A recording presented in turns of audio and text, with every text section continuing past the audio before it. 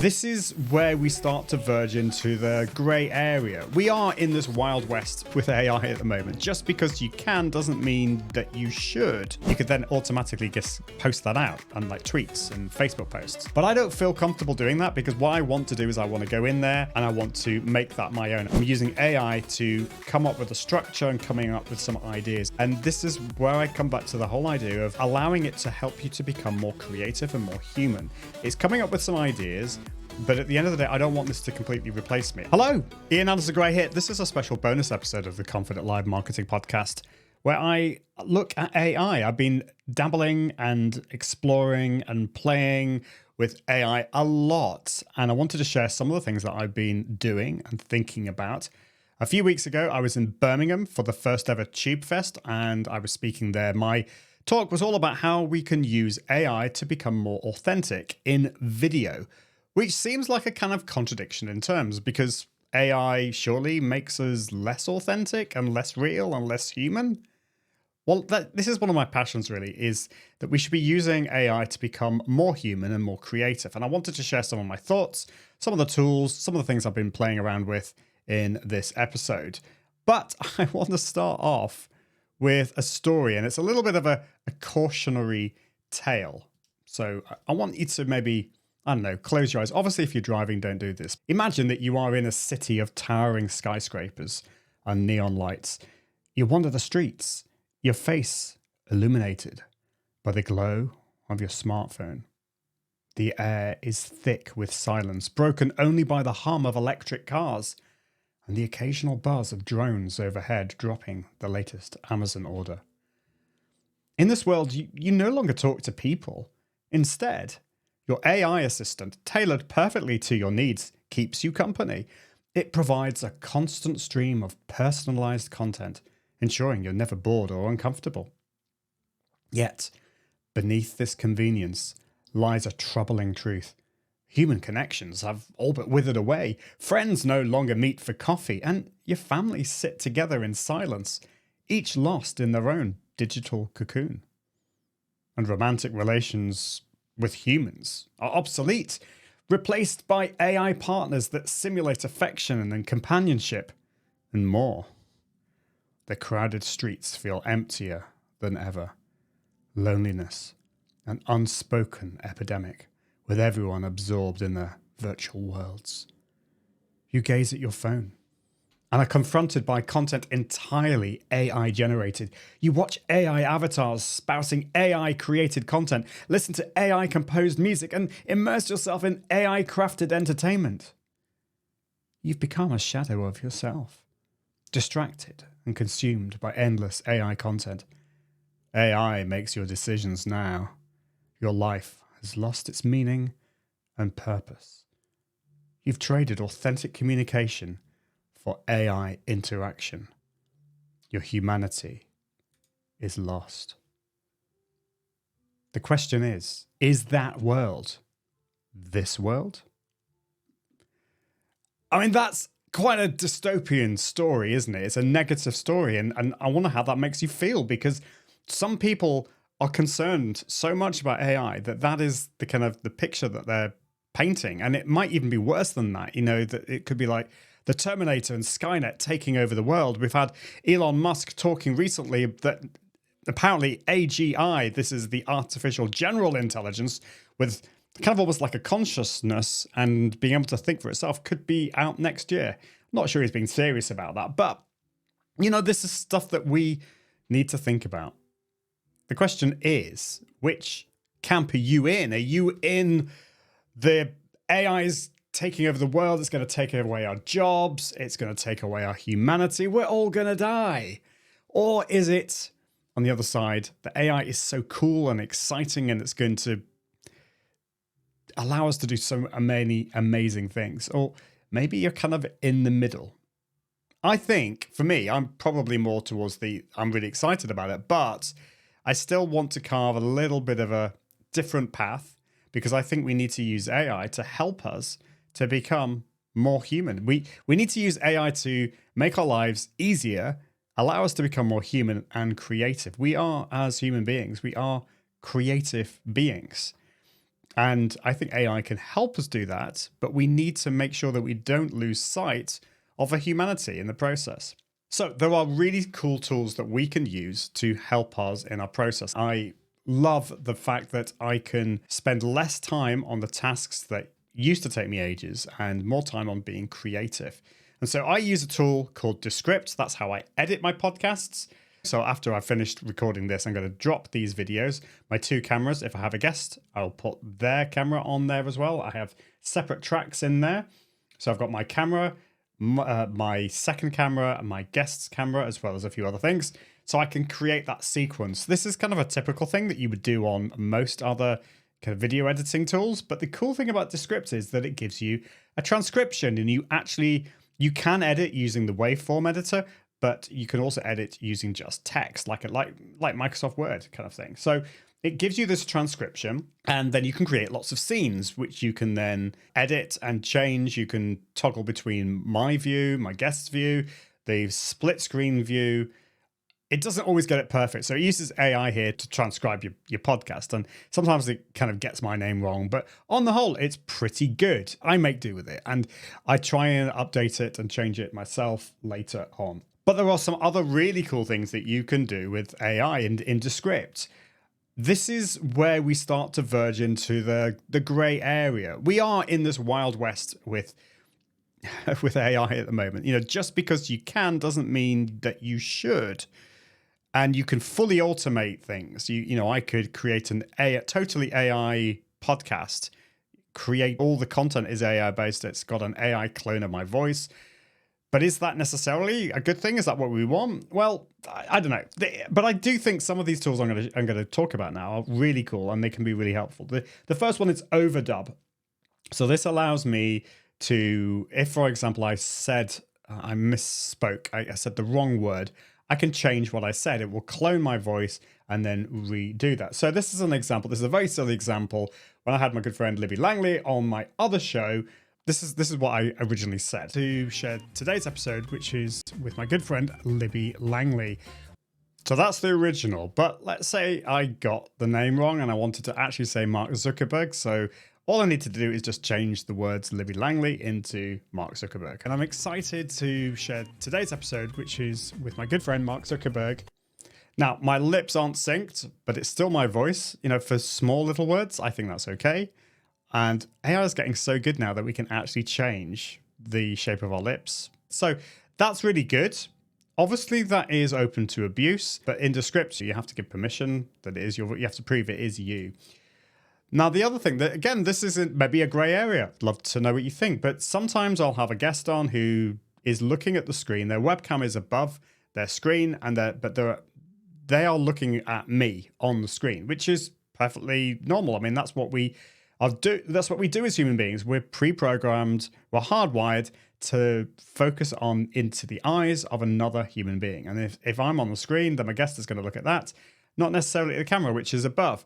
But that sometimes can cause this kind of separation between my guest and the audience.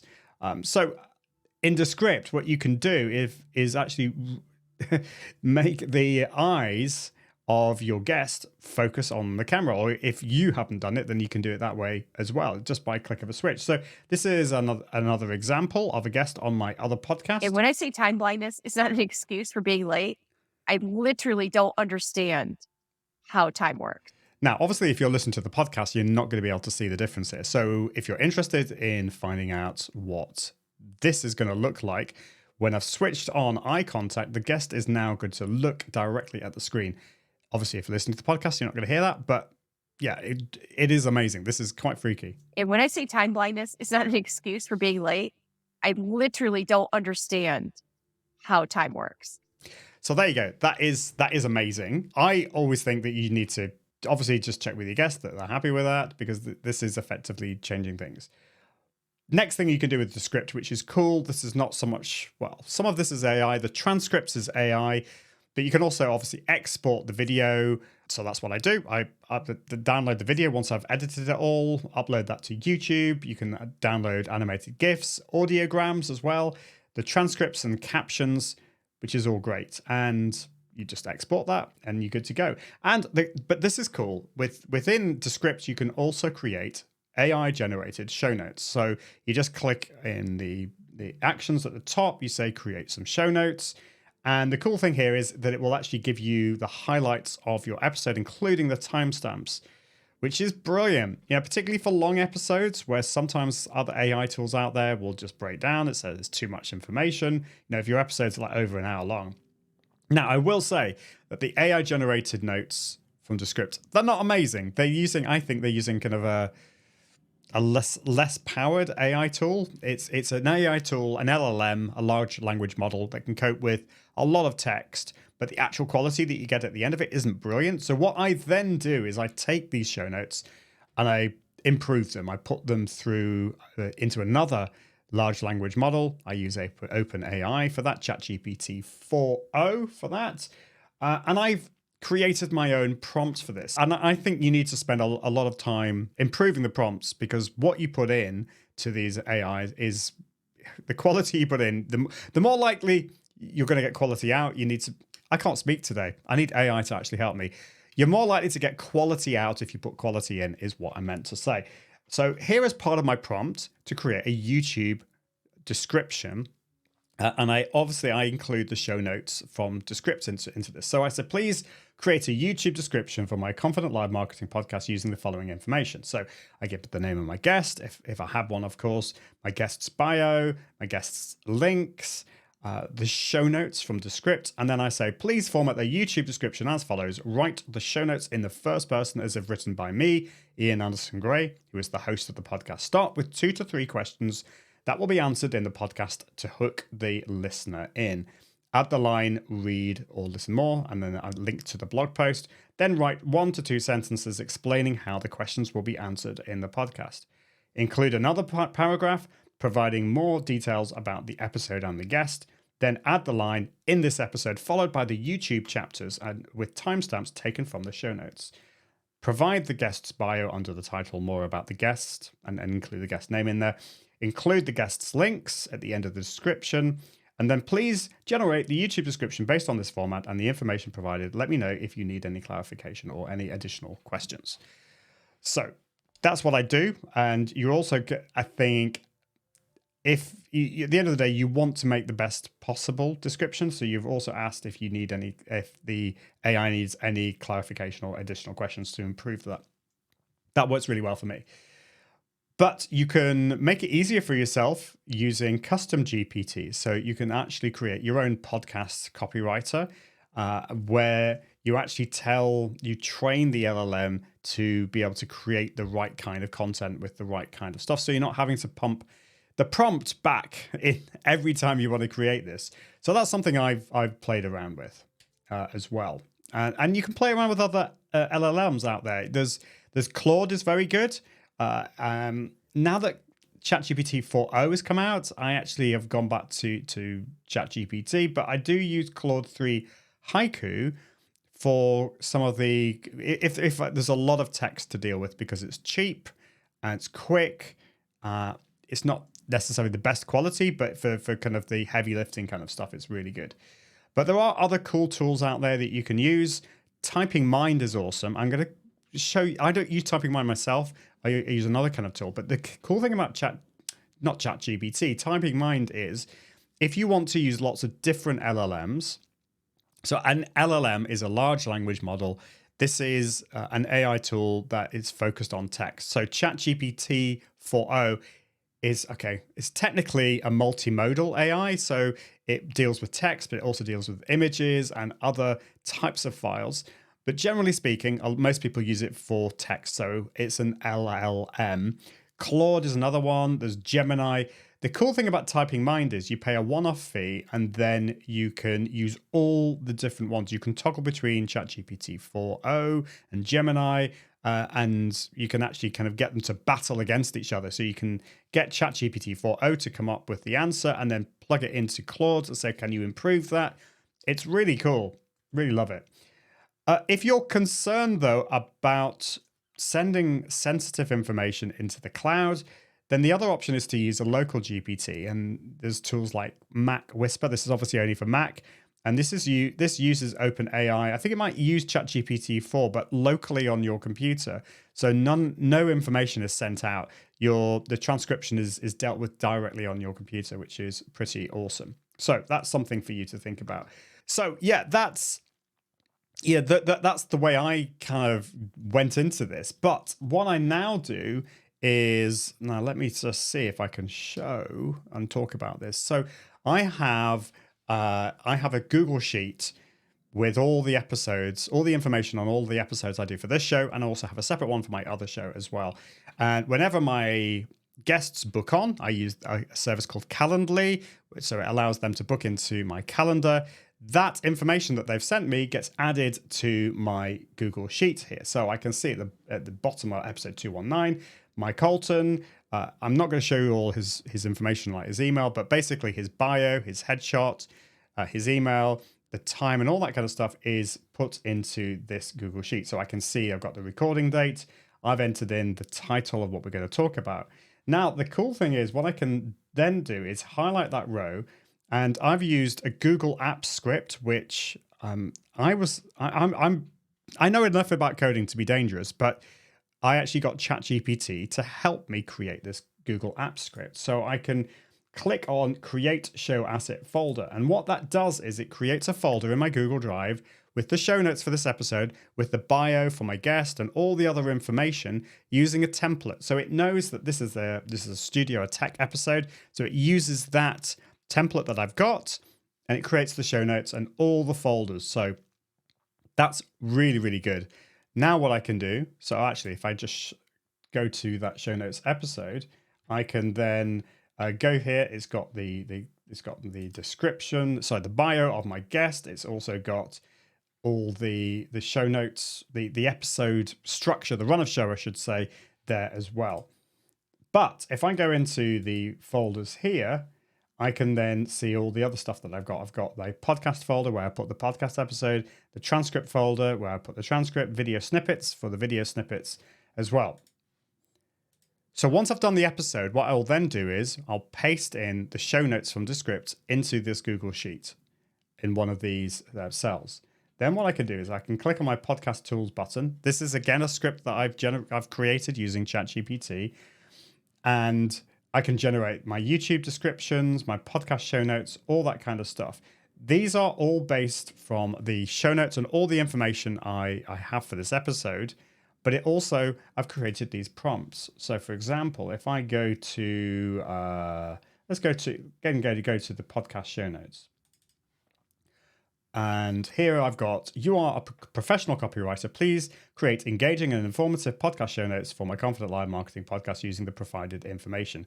Write in the first person as if Ian Anson Gray is speaking. Maintain a casual, friendly, and engaging tone throughout, using conversational language, asking questions, and directly addressing the listener. This will help create a connection with the audience and encourage them to listen to the episode. Use British spelling throughout. It doesn't always do that, but I do try. Not that it really matters because I have a lot of American listeners, and I'm sure you will forgive me if I use American or British spelling. Hopefully you do. So then it will create my YouTube description. It will create podcast show notes, blog post, newsletter, LinkedIn post, all those kind of things, and it generates them in Google Docs in my folders. So again, going back to the one with Mike Alton, I can then go to, for example, I can go to my newsletter, and here is what it's created. So it's saying, hi, first name, want some great lighting and camera positioning tips for your video and podcasting studio.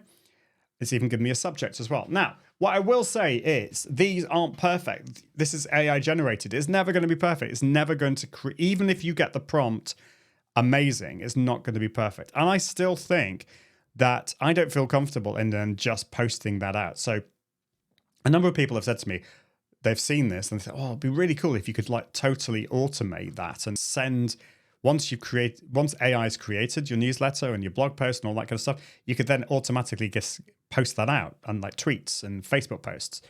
But I don't feel comfortable doing that because what I want to do is I want to go in there and I want to make that my own. And actually I do spend quite a lot of time changing all of those things. So it is actually me speaking.